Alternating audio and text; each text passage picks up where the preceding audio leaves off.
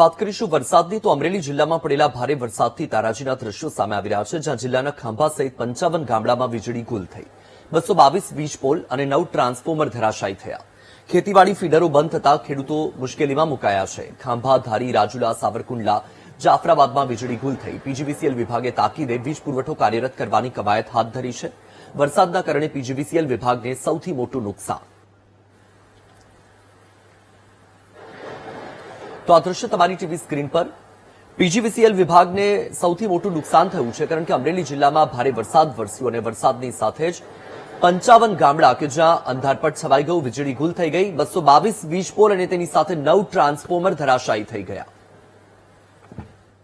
ગામડામાં પોલ ધરાશાય થયા છે અને અમારા નાયબ ઇજનેરને કહેવાથી અમે કામ ચાલુ કરી રહ્યા છીએ.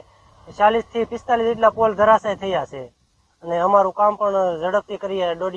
દૈદીભાઈ ડોડિયાની ગેંગ છે, એમાં અમે કામ કરીએ છીએ.